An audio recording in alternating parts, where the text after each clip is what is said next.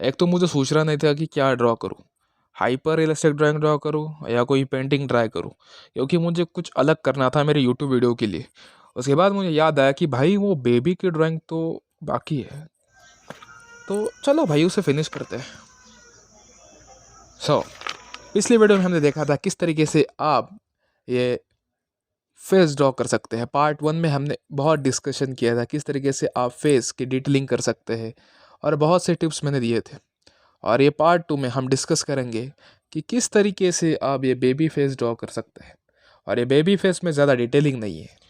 तो video start करने से पहले मैं दिखा दूँ कि मैं कौन सा रेफरेंस ड्रॉ कर रहा हूँ। तो ये रेफरेंस है, और डिटेलिंग ना होने की वजह से ये मेरे लिए बहुत हार्ड है, क्योंकि इस टाइप के जो रेफरेंस, इस टाइप के जो स्केच होते हैं, इसमें हमें शेडिंग लेयर बाय लेयर करनी पड़ती है। और जो डिटेलिंग ड्राइंग होती है उसमें लेयर का ज़्यादा काम नहीं होता है, हम वो इजी तरीके से ड्रॉ कर सकते हैं क्योंकि ज़्यादा डिटेलिंग होने की वजह से। पर इसमें क्या है, इसमें ज़्यादा डिटेलिंग नहीं है, तो हमें लेयर बाय लेयर काम करना पड़ेगा और प्रेशर का बहुत कम यूज़ करना पड़ेगा। जो हाथ का प्रेशर है, हमें प्रेशर का बहुत कम यूज़ करके उसे ड्रॉ कर रहा है। तो चलिए स्टार्ट करते हैं। तो चारकोल पेंसिल की मदद से मैंने हेयर्स तो ड्रॉ कर दिए हैं।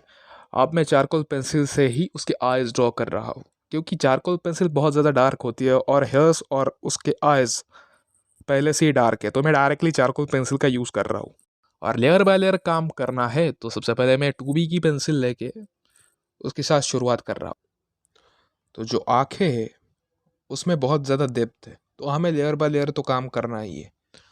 तो 2B पेंसिल लेके मैं लाइट शेडिंग कर रहा हूँ, और उसके बाद मैंने 4B पेंसिल ले उसको थोड़ा डार्क कर रहा हूँ, क्योंकि 4B 2B से थोड़ी डार्क होती है, तो इसलिए मैं 4B का यूज़ कर रहा हूँ। क्योंकि जो उधर का पार्ट है ना वो थोड़ा डार्क पार्ट है, तो इसलिए मैं थोड़ी डार्क पेंसिल ले रहा हूँ ताकि मेरा थोड़ा काम आसान हो सके। और 4B के बाद मैं थोड़ी डार्क मतलब 8B पेंसिल उस पर अप्लाई करूँगा। और इधर जिधर आईब्रोज है, आईब्रोज में थोड़ा हाईलाइटेड पार्ट है, तो मैं वैसे ही छोड़ दे रहा हूँ, ना कि उसे शेडिंग कर रहा हूँ मैं। जो हाईलाइटेड पार्ट है उसे हमने छोड़ देना है।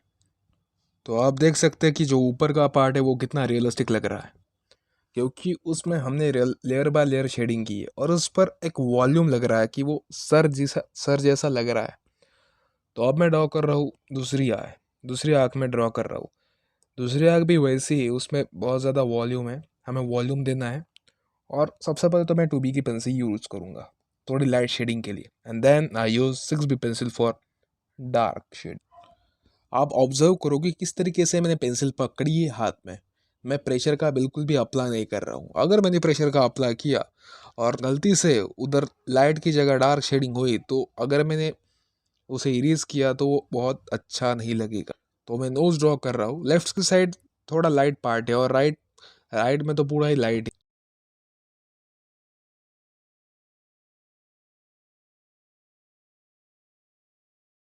अप्लाई कर रहा हूँ मैं थोड़ी लाइट शेडिंग, एंड देन उसका लिप ड्रॉ कर रहा हूँ बेबी का।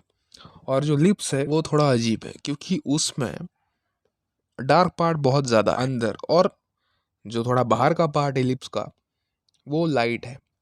तो डार्क पार्ट के लिए मैं डायरेक्टली 10B पेंसिल का यूज़ कर रहा हूँ, और जो 10B पेंसिल है उसके बाद मैं ब्लेंडिंग कर रहा हूँ।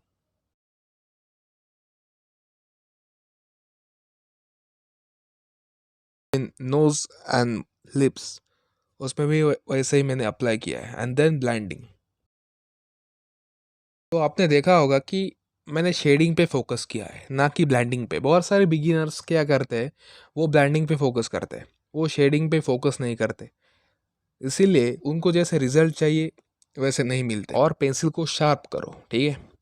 पेंसिल अगर शार्प होगी तभी आपकी शेडिंग अच्छी आएगी। जो पार्ट्स होते हैं फेस के, उसका मैंने ट्यूटोरियल अलग से बना दिया है मेरे इंस्टाग्राम अकाउंट पे। मतलब मैंने एक सीरीज स्टार्ट की है, और उस सीरीज़ में मैं हाइपर रियलिस्टिक मतलब स्क्रैच से लेके हाइपर रियलिस्टिक ड्राइंग तक मैं आपको सब सिखाऊंगा इन जस्ट 100 डेज। मुझे अगर फॉलो नहीं किया होगा तो प्लीज़ फॉलो करो, link is in description box. मतलब फर्स्ट लेयर हमारी हो चुकी है, तो डार्क उसको करना है तो हमें 6B या 8B पेंसिल का यूज़ करना है। लेयर बाय लेयर काम कर रहा हूँ, जिधर जिधर डार्क पार्ट है उधर मैं डार्क कर रहा हूँ, और जिधर लाइट पार्ट है उधर कुछ भी नहीं कर रहा, उधर छोड़ दे रहा, क्योंकि जो डार्क पार्ट से है ना वो ज़्यादा उभर के आता है, इसलिए उसे डार्क करना पड़ता है।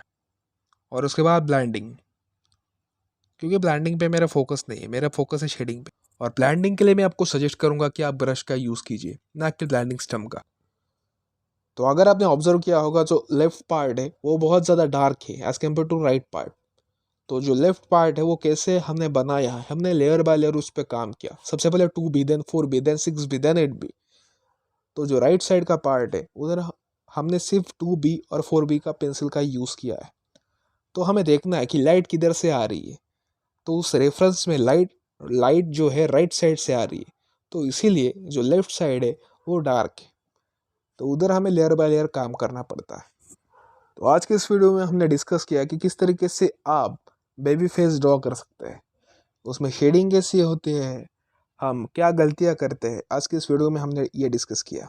तो अगले वीडियो में हम कुछ नया लाएंगे। तो पार्ट 1 में मैंने कुछ टिप्स दिए थे, वो बहुत ज़्यादा इंपॉर्टेंट है एक बिगिनर के लिए। आपने वो नहीं दिखा होगा तो लेफ्ट साइड में वो वीडियो है, please go and check it out. तो मिलते हैं अगली वीडियो में, तब तक के लिए बाय।